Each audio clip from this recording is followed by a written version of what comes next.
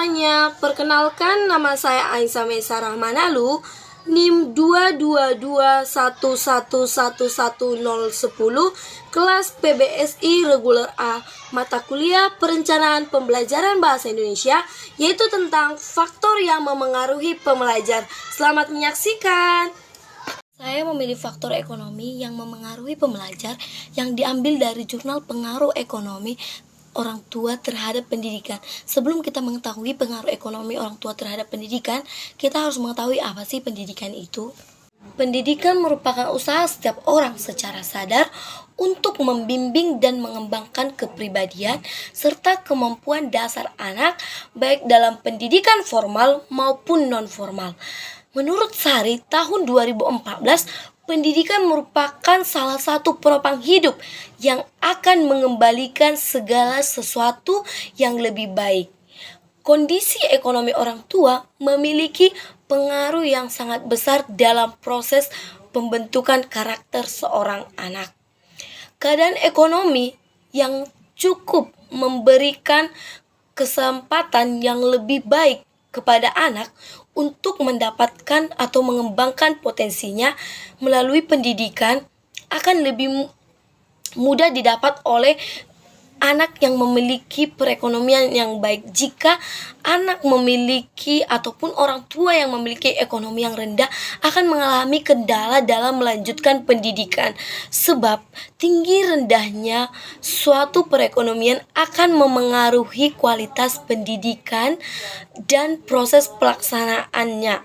Sebaliknya, pendidikan akan lebih tinggi jika perekonomian orang tua akan lebih baik.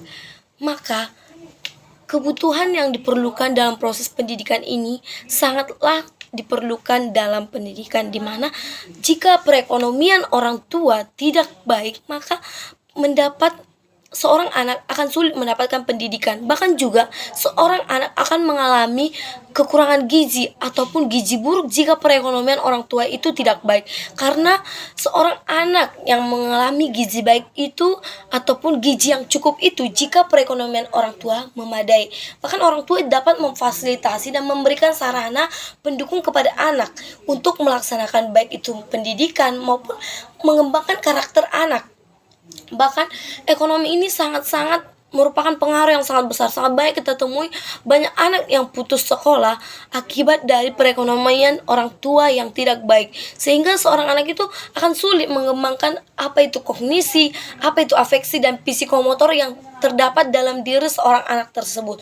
Untuk itu, maka perekonomian ini akan membuat seorang anak menjadi minder baik dalam mengikuti perkembangan zaman, baik dalam menemukan teman.